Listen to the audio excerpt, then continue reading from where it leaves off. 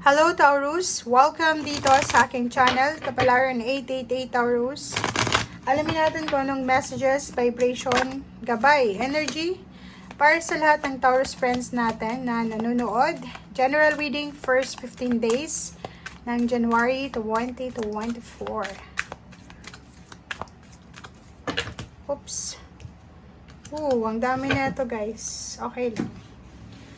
Okay, kunin natin lahat ng energy mo guys. Okay. So, Taurus, first card na lumabas natin dito is 43-7, man holding a coin. May hinihintay kang pera or pwedeng naghihintay ka ng sweldo. Parang gano'n. So, first 15 days. Or naghihintay ka na mahawakan mo yung pera. Parang gano'n. Meron ditong number 7 na community. Sinasabi ng baraha sa'yo dito guys na posibleng dalawa tong baraha na to, woman holding a coin and a man holding a coin. So it's either 5 and 7. Siguro pareho tong earth sign. So if ever Taurus ka, may ka-relationship ka na ibang earth signs like Capricorn and Virgo or other zodiac signs, nakikita natin dito guys na meron kayong gustong gawin na dalawa. Okay? Like mag-asawa to mag-partner, mag-girlfriend, mag-boyfriend, mag-live-in partner, magkaibigan, or kung ano man tong attachment na meron kayo. May gusto yung gawin, pero hindi nyo magawa. Kasi wala kayong pera. Parang ganun. But, etong first 2 weeks ng January ay sobrang positive energy to sa inyo eh. Kasi sinasabi ng baraha sa'yo dito na may Taurus dito gustong magpakasal. Diba? May mga parties. May gusto kayong i-celebrate. Individual celebration or group celebration or kung ano pa man yan. Pero hindi mo magawa kasi nga wala kang pera. Wala kang pambili ng damit or kung ano pa man to. Wala kang contribution. But, positive kasi sinasabi ng barahan, nandito si 5th chakra, Archangel Gabriel, na bibigyan ka niya ng sobra-sobrang motivation ni Archangel Gabriel.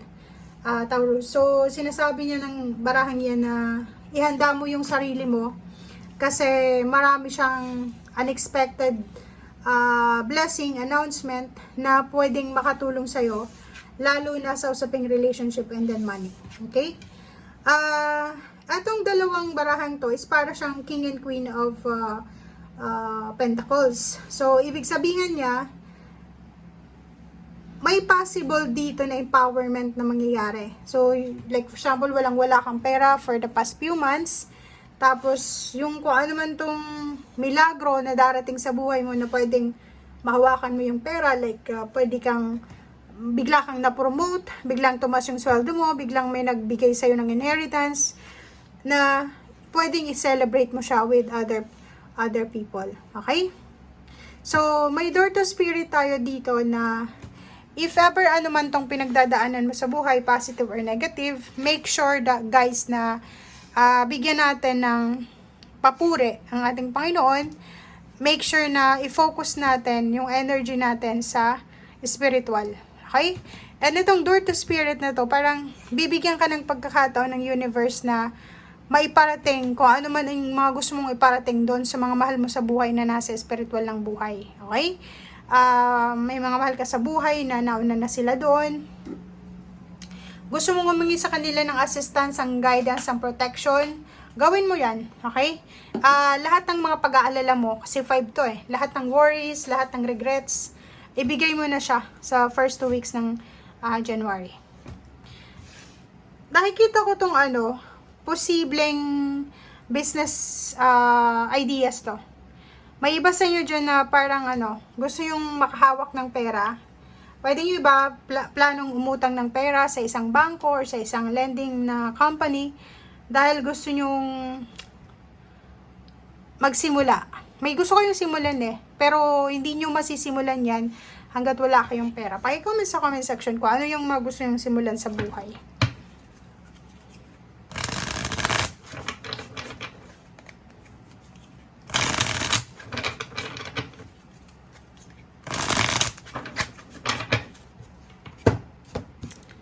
Okay, Taurus.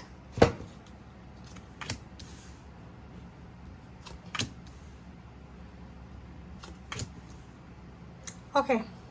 So, ang first 3 cards na to, kung makikita mo na may mga magandang balita dito na darating tungkol sa pera. Okay? Good news to eh. Diba? So, good news, parang nakikita mo yung sarili mo na malapit mo nang mahawakan yung salapi, malapit mo nang maabot yung pangarap mo pinansyal. And, meron ditong mga Hierophant, mga talaga. May Hierophant dito, tapos merong 3 of Pentacles. So, busy yung ibang Taurus ngayon sa pagtatanong-tanong, pagsaliksik, pag-research. Nagre-research yung iba eh. Naghahanap yung iba ng trabaho, naghahanap yung iba ng koneksyon. May mga gusto kayong gawin eh. Yun yung sinasabi ko sir dito. May plano kayong gustong gawin, like business, or magpakasal, magpatayo ng bahay. Nakikita natin dito na nagtatanong-tanong kayo. Pero ang nakikita ko dito pinaka-visible is trabaho. Naghahanap kayo ng trabaho. So, naghahanap kayo ng pwedeng pagkakitaan. So, mayroon kayong mga tao dito na trusted individual na hinihingan nyo sila ng tulong. Like ideas or financial help. Okay. Kaso lang, pwedeng yung iba sa inyo,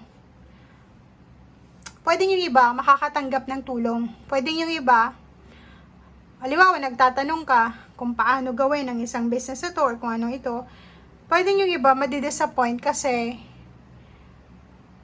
walang reply, 'di ba? Isisin lang yung message mo or ilang beses kang tumawag pero hindi ka re-replyan, hindi ka sasagutin, parang gano'n. So, kalmahin mo lang yung emotion mo. Kasi parang pinapakita ng baraha sa'yo na posibleng masaktan ka ng ibang tao, ma-disappoint ka, pero make sure na ano pa rin tayo, positive pa rin tayo, kalmado pa rin ang ating emosyon.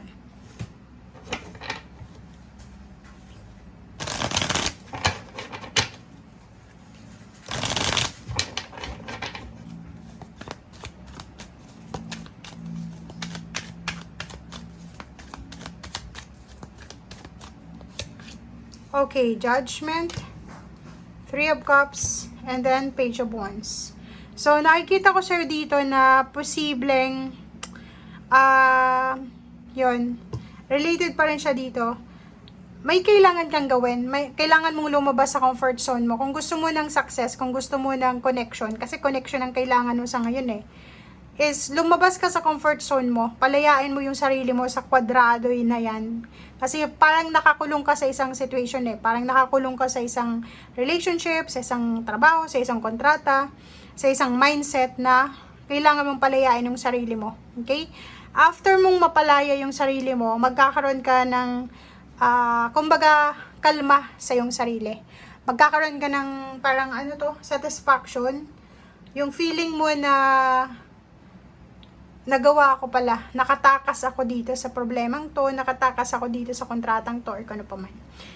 May celebration dito na parating, so pwedeng hindi pa to sa ngayon, pwedeng in 3 months, in 5 months, or in 6 months, may posibleng celebration. Eh, nakikita mo yung sarili mo dito eh. Yung decision making na gagawin mo sa ngayon, Taurus, if for example, may gagawin kang decision kasi may judgment dito, eto yung parang magdadala sa'yo ng success sa hinaharap. Kung makikita mo tong Page of Wands, may Taurus ditong sobrang passionate, sobra siyang determinado na gawing celebratory yung kanyang future. Parang isang gigil na gigil. Okay, yun yung pinaka malapit na word dito. Gigil na gigil na Taurus na makuha yung tagumpay. Siguro isang estudyante, naghihintay ng graduation, yung iba naman naghihintay ng promotion, naghihintay ng end of contract. So, sobrang fiery, sobrang passionate, sobrang focus siya sa kung ano man to na gusto niyang mangyari sa future. Okay? Wala siyang, kumbaga wala siyang sasayangin na oras dahil, gusto niyang gawin kung ano yung gusto niyang gawin sa buhay. Or wala siyang sasayangin na oras para sa kinabukasan niya. Kasi parang ang dami nang nangyari sa kanya sa nakaraan na nanghinayang siya. Okay? So, yan guys, ang nakikita natin dito sa barahan nyo. And, ang ganda na itong judgment na to kasi parang kung makikita mo, nasa 4 na sulok ka lang ng isang bahay, sa isang kung ano pa man yan, sulok ng lugar. And kailangan mong lumabas dyan para makalaya ka. Okay? Thank you guys. Bye!